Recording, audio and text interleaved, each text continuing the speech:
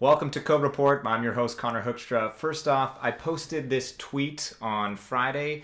It's a ranking of the top 8 competitive programming websites that I'm aware of, ranked by the number of ranked users from rated contests. So I'll leave links to all of these websites in the description down below. If you haven't heard of any of them, be sure to check them out. And also, if you know any competitive programming websites that aren't on this list, be sure to leave a comment and I'll make sure to include that site in my next compiled ranking.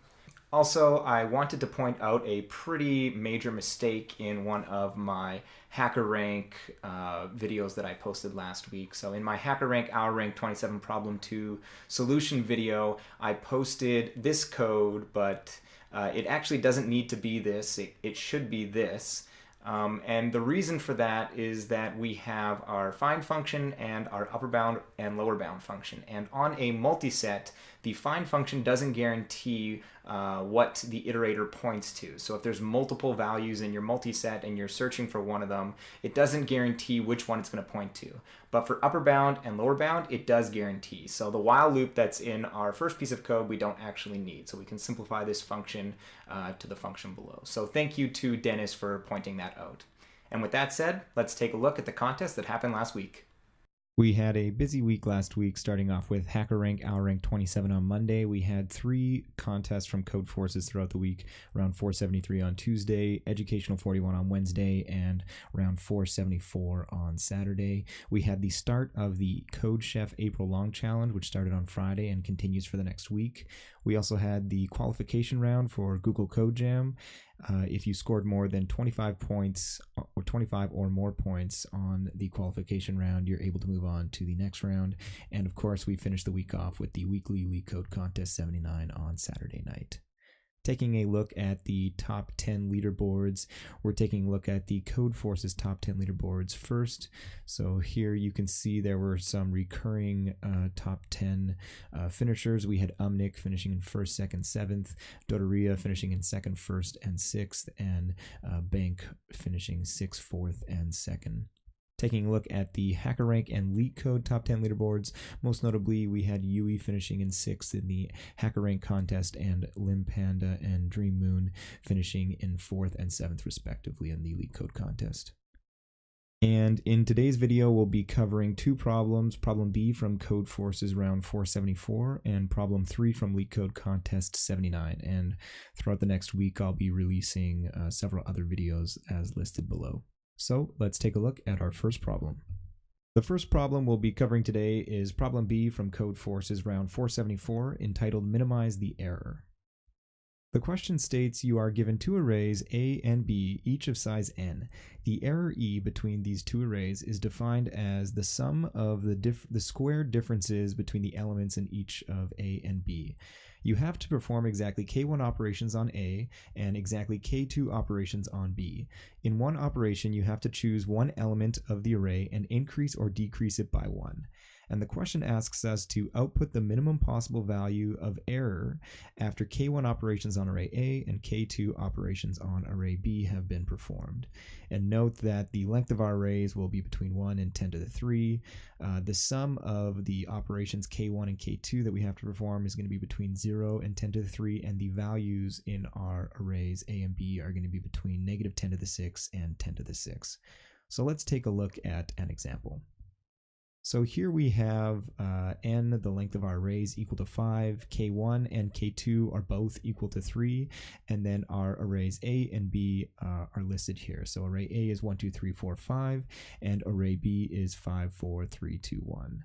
So if we take a look at what the differences are between each of these elements just by taking the absolute difference of them, we end up with this array, which is 42024. So this is the differences between each of our elements. And the question is asking us, how can we minimize the square of these differences, so the squares being here, by modifying the elements in our two arrays, by making K1 and K2 operations to array A and B respectively. So there's a few things, three specifically, that we need to notice about this problem. The first one is that we don't actually need to treat K1 and K2 separately. Making an adjustment either to array A or to array B is equivalent, whether that's increasing the element 1 to 2 in order to reduce this difference to 3, or decreasing 5 to 4. It's the same difference. So we can combine K1 and K2 into one number. The second thing we have to notice is that we don't actually need to apply these adjustments to array A and B separately. We can just apply them to the difference. And this is going to simplify our problem a lot, because here we need to keep track of whether we're increasing or decreasing based on the relationship between these two. But by just looking at the difference, we know we always want to decrease these differences. And the third thing to notice is that we don't need to operate on the squares. We can just operate on the differences, and then afterwards, once we've minimized the differences, we can just square those numbers. So using those three facts, we can simplify this problem. And the way we are going to do this is we can either use a priority queue, because we want to just basically decrease the largest difference that we currently have. So we can either use a priority queue or a multiset.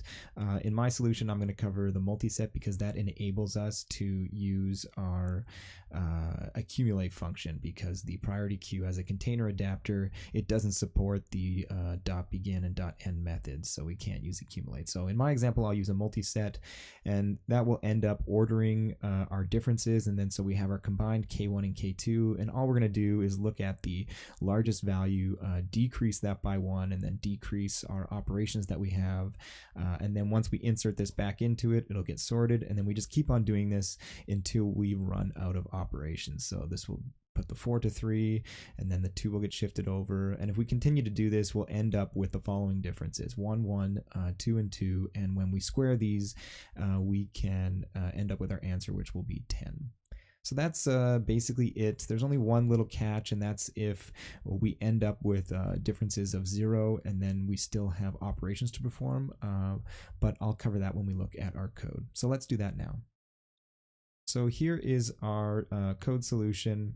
At the top, we are just reading in our inputs. So we're reading in n, x and y are for k1 and k2. And then we're declaring two vectors of longs to store our values. And then we have our multiset, which is going to store our differences. So we read our input into A and B. And then once we've done that, we do a simple for loop, and we just insert into our multiset the absolute difference between each of the elements in A and B. So once we have this, this is what we're going to be operating on. Then we combine our two K1 and K2 operations into one single variable Z, and then we're just going to do a while loop while we still have operations to perform. We're going to get the top element from our multiset, and we do that by doing a pre-increment on the past the last element, which we can get by calling the end method. And then once we do that, we're going to insert it back into our multiset after decreasing it by 1, and this is the only sort of catch we have to do. So if we get down to only 0 differences in our multiset, we want to apply an absolute value. So if we at that point, we're basically adding a difference of 1 back into our multiset, because you have to apply all the operations. That's what the problem states. You can't just stop once you've minimized all the differences to 0. Once we've done this, we erase the previous top element, and then we continue to do this until we run out of operations.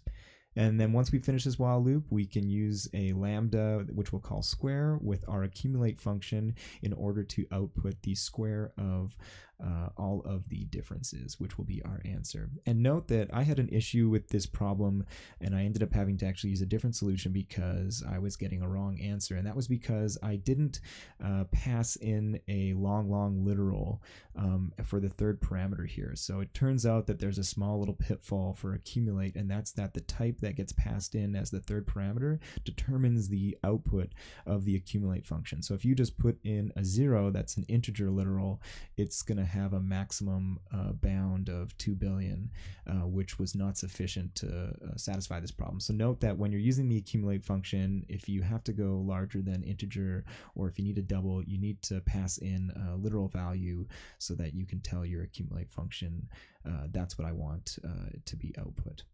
And the last thing to talk about is the complexity. So the insertion into our multiset is going to be log n.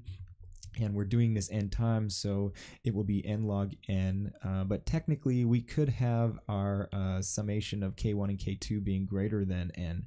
So more specifically, it's actually the maximum of k1 plus k2 and n times log n.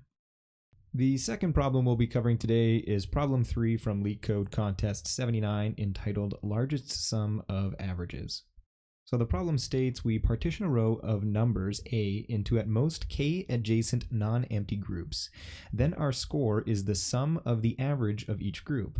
And the question asks, what is the largest score we can achieve? And note that our partition must use every number in A and that scores are not necessarily integers. And furthermore, note that the length of our array and also k will be no greater than 100, and the values in our array will be between 1 and 10 to the 4. So let's take a look at the example that LeetCode provided us with. So here our array A has the values 9, 1, 2, 3, and 9, and we are given k equal to 3. And so the question is asking us to partition this array, so split this array up into subarrays, and then calculate the average of each subarray or partition, and then add those up and maximize that value. So maximize the sum of the averages of each of the partitions. So this is going to be a classic dynamic programming problem, and let's take a look at what we're going to need to solve it. So the first thing we're going to do is calculate a vector with the running sum of the elements in A. So we're going to initialize it with 0, and then we're going to add element 1, which will give us 9. Then we're going to add element 2 to the previous element, which will give us 10, 2 to 10, which gives us 12, so on and so forth. And then we are going to initialize a two-dimensional vector, which we'll call dp, and the rows are going to have n, and the columns, there will be k of them. And so what k is going to represent is how many groups we partitioned A into. So it's going to be pretty simple. For our first column, it'll just be 1, and then it'll go up to k. So in our example, this is 3. And so what we'll end up having in column 1 is just the sum of each of the running sums. So at row 1, it's basically saying if we only had one element in our array, the first one, and we had to group it into one group, what would the sum of the averages be? And that's obviously going to give us 9. And then when we go throughout this array, this is going to end up being 10, sort of the average. So 10 divided by 2 would be 5, 12 divided by 3 will be 4, and so on and so forth. And then using the previous column, so when we move to column 2, we are going to build all the possible results from having two partitions. So when we move to n equals 2, that's looking at the first two elements. If we have two partitions, we know that the sum of the averages is just going to be the sum of the numbers, because each partition only has one number in it. So we're going to expect this to be 10. But then when we move to n equals 3 and k equals 2, that means we're going to need to split the first three numbers into two different partitions. So there's two different possibilities to do that. We can put 9 and 1 into a partition, which will give us an average of 5, plus 2, which will be 7, or we can leave 9 by itself, so the average will be 9, plus the average of 1 and 2, which will be 1.5, so that'll give us 10.5. And so note that the 5 and the 9 that we use to calculate both of those sum of averages were previously calculated in column 1. So we're going to use this dynamic programming equation to basically rely on previously calculated results in order to give us our current result. So we've got I, J, and D. D is going to iterate over K, I is going to iterate over N, and J is going to iterate up to I. And so we already filled in our first result, so we move to I equals 2, 2. So now we're going to be filling the second row. And so for this result, we're basically just taking, when we're in the first column, we're relying on a 0 that's up in this top left corner that I'm not showing. And so we're relying on sum I minus sum j. So that's just going to be 10 minus 0. So we're going to end up filling, because we have d here, we're going to end up filling this to be 5. So 10 minus 0 divided by 2 is equal to 5. Then we're going to move j to 1, which is then going to point at the second element in our partial sum array. And we're going to use this to extract out this value 1, and we're just going to add that to our value calculated here, 9. So this is going to give us 10, which is saying that if we've got two elements in our array, 9 and 1, and we partition this array into two different partitions, we know that 9 and 1 are just going to be in their own separate partitions. So the sum of the averages are just the sum of the values. So we can move I equals to 3. So we're now looking and filling our third row. So for our first iteration, we've got I pointing at 12 and j pointing at 0. So we're just going to take the difference here, 12 minus 0 divided by 3 is equal to 4. So once again, this is just saying we've got 3 elements in our array now, and we've only got one partition, so just take the average of these values. We then move j equal to 1, and so then that's going to point at the 9. And so what this is saying is now use this 9 result and take the 1 and 2 and put this in its own partition. So 9's in its own partition and 1 and 2 are in their own partition. And when we take the average of those, we take 9 plus 1 plus 2 divided by 2, which is going to be 1.5, and that's going to give us 10.5 in total. And then we are going to move j to 2, which is going to point at 10, and so then we're going to rely on this 5, and we are then going to take, so that's 9 plus 1 divided by 2, so that gives us 5, plus the 2 in its own partition will give us 7, so the 7 will be this incremental result, but note we're taking the maximum of the current value and our new calculation, so we're going to leave this set to 10.5 and the 7 won't get used. Then we move d equal to 3, and at this point we've got 3 elements and 3 partitions, which means we're just going to sum up our values once again, and so that'll give us 12. So we move I equal to 4, so once again we're doing what we did before. 15 minus 0 divided by 4 is going to give us 3.75.